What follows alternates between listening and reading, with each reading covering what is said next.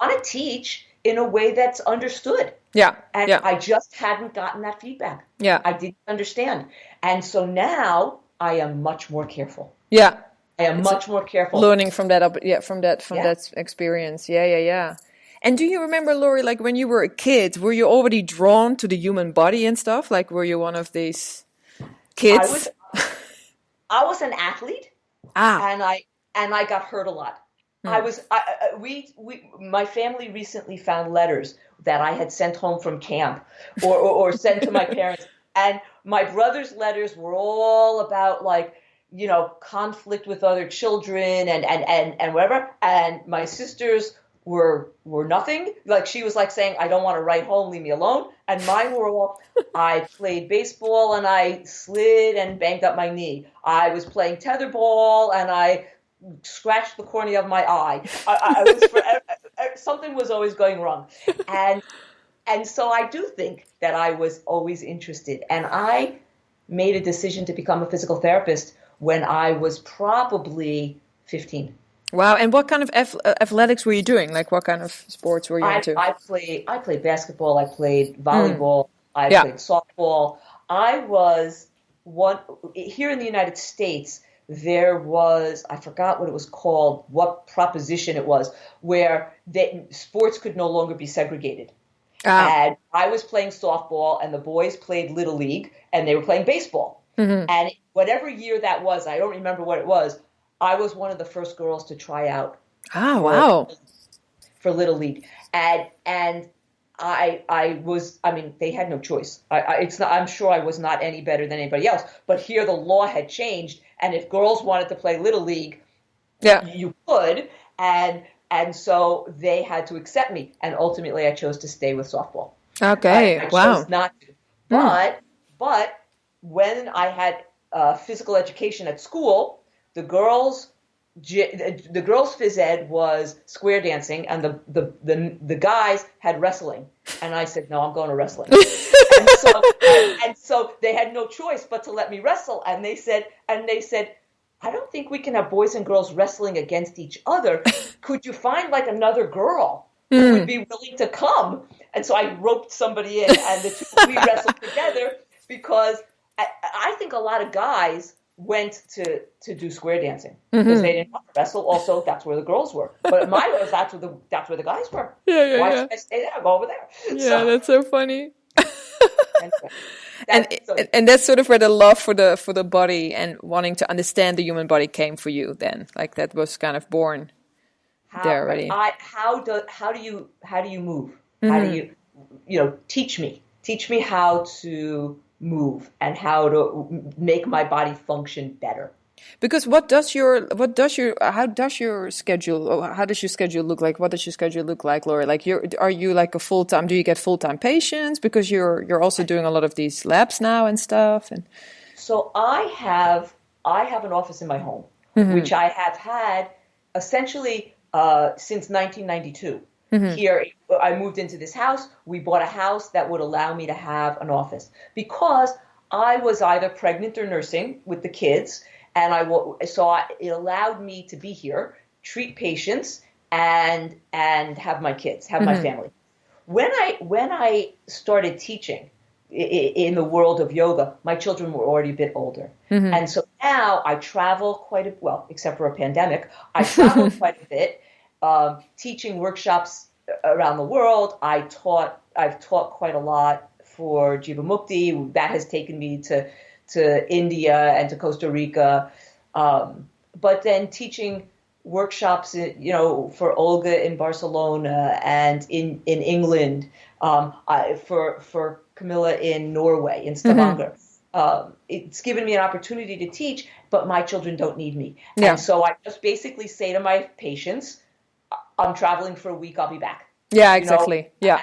and if somebody, God forbid, had surgery or something, I might say to them honestly, I'm not the right therapist for you right now because Yeah, I'm because going of to your be gone for schedule. the next 10 days. Hmm. Hmm. Uh, Do you have a lot of regular patients, Laurie? Like, do you have you yes, had people with you typically, forever? Or? yes. Well, so typically physical therapy is a course of treatment Hmm. and then they would go away. But my patients keep coming back? Because if you make a relationship or you develop a relationship with somebody, and my office is one-on-one, there are no 5 people at one time, then when something else happens, they'll call. Yeah. They'll call and ask. And, I'll get a call from a former client saying, my toe is killing me. We talk, let me see it. And I will tell you, yes, I'm the right person, or you have to go to this doctor, or that doctor. And so I become an entryway into the healthcare system for the people who know me, for the people who are interested. And do you still practice yoga regularly? Yes, I actually just, thank God, we had an outdoor porch, which just by chance I finished developing into a yoga studio. Nice. So I now have a small studio which I never actually taught any students because everything happened. Yeah. But I have a place for me to practice. Yeah, that's so nice. So nice. So you have your own space. Yeah. And that's where I've been live streaming. Yeah. I practice. I've been, because of this circumstance we're in, I've had a chance to take a class with Martina, or Jules, or Yogeshwari, or Rima. Which living in New Jersey, my home studio is in Montclair, New Jersey, Jaipur. They are, friends of Jivamukti, but they have their own studio. That's where I normally went, but now I could actually, take a class with Yogeshwari. With all the other teachers that normally you have to travel to. Yeah. Right. It's the same for me. Took a class with Olga. I took a class with Maria Makaya. I can never do that. Yeah. That's the flip side from this crazy pandemic time. Yeah. And do you feel like, so when we look at yoga and, the practice of yoga, and I'm sure, do you get a lot of people that come to you, especially because you also know so much about yoga? Two kinds. Some people who come specifically to me because they say, I see that, or, I heard that you are a yoga person. Those people are usually yoga teachers or yoga students that something is going wrong and they need help that they haven't been able to get. The other people come to me, they're just typical people, and I slowly creep yoga in. They don't even sometimes know it. They don't even sometimes realize it. But, in my notes, I'm writing, cat, cow, and they think that they're doing just, anterior and posterior pelvic tilting, and, she's asking me to do some breathing, or something along those lines. And I will tell you a funny story how this came about. I have a friend who lives in a neighboring town, and she's a close friend of mine for many, many years. Her neighbor is hobbling around outside, and she says, "What happened?" She says, "Well, I broke my kneecap. I was hiking, and it started to rain, and I was running to get out of the weather, and I fell and broke my kneecap. I've been going for physical therapy. It's not getting better." So my friend says to her, "I know the physical therapist for you." And this woman comes to my office, and we worked together for quite a while because her kneecap really was fractured, broken, and we needed to do the work to get it better. But as she was getting better and better, I asked her, a lot of people run in the rain and don't fall. So why did you fall? What happened that you actually fell? And she said, "Well, I had a long-standing history of ankle sprains on the other side. And I guess my ankle just gave way." So I said, let's take a quick look at that. Because we can fix the problem, but let's fix why it happened to begin with. So I start giving her tree pose and different yoga things to do. And I say to her, "I'd really like you to go to yoga classes." She says, "I'm not a yoga person." I said, "Okay, we'll do it together." So we did a little yoga together, and I convinced her to have private sessions with one of my yoga teachers. She did that for 10 sessions or whatever. And of course, that yoga teacher transitioned her into some yoga classes. She gets better and better. Her balance gets better. Her ankle gets better. Her knee gets better. She happens to be the president of a company. And like everybody, her yoga practice falls away as she gets busier and busier. Her employees say to her, hey, did you stop going to yoga? Turns out, yeah, I got busy and I stopped going. She said, why are you even asking? They said, well, before you started yoga, you were screaming and yelling at us. Once you went to yoga, you were much calmer. And now you started screaming And yelling again. So we decided you must have stopped going to yoga. So she went back.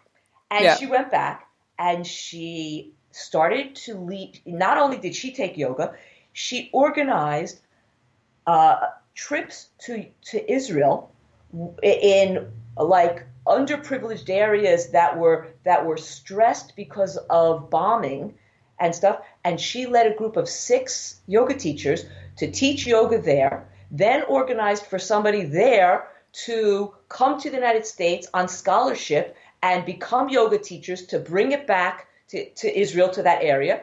She did it for 10 years and then it stopped because they were self-sufficient and they no longer needed people to come in to teach yoga to the children and to the teachers and everybody. And she herself became a yoga teacher. Wow. So the slow entree. Yeah, exactly. Opening the doors. Yeah. And how you, one by one, I'm never going to be a person who stands up in front of thousands of people. I'm probably never going to have a podcast, reaching out to people the way you do. But I, one by one, try to bring this to people. Yeah, wonderful. And hopefully change the world. No, well, I'm sure you, and I think you really are, Lori, and you're very good in what you do, and that's, you're stand out. So that's definitely, absolutely. Yeah, you're amazing, and you have a big, like I told you, like start your own online courses because you have such a following. Everybody loves you, I think you definitely are, especially within my community of Jivamukti, but in general, like you're just wonderful what you do, and you seem to really enjoy it, and that's also important. And then look, the one thing I'm asking you this is because I've been to doctors sometimes, or and you can just tell when people really don't know yoga. And I think it's an amazing advantage for a physical therapist to really understand yoga and what does the body do in yoga, or what does the body need in yoga. What you're saying is so correct. I'll share with you that a few people have said to me, I can't do inversions because I have scoliosis. And I'm like, I got to think about that. I never thought about it. So I do a little bit of study. I look at scoliosis. I see what's written out there by this doctor or that doctor. And I myself have gone to yoga as medicine, conferences. And I spoke with a researcher. His name is Holger Kramer from Germany. And he has done a lot of the research on is yoga dangerous? Does yoga cause injuries?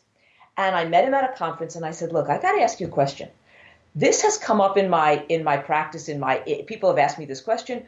Do you have any data that a person with scoliosis is not supposed to do inversions or have caused injuries? And he said, no. He said, when we look across, and we're talking we're talking about thousands of respondents, 1,700, 3,000 respondents to his epidemiological surveys. And he said, it doesn't come up. And then I spoke to some, medical doctors. Is there a reason? Tell me what's going on here. And it doesn't come up. Yeah.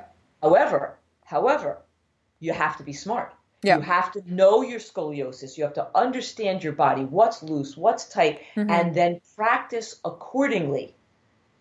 And so, yes, I think that sometimes doctors are just afraid. Yeah. And they just say, don't do it. Yeah. It's safer to not because I don't understand it. And for their own duty of care or something, or their own liability. Yeah, that's it. Right. If they say, here, at least in the United States, if they say, go ahead and do yoga. Yeah. But I teach, I do teach a yoga teacher training with a colleague of mine, another physical therapist, and we teach healthcare professionals. Yeah. Yeah. And I've seen it on your teacher website. Training is specifically what is yoga, so that when their clients come to them and say, can I do yoga? They understand that actually yoga, that's not a good enough that's not a good enough label. What kind of yoga? Yeah. How are you going to do this? Who are your teachers? What medical issues are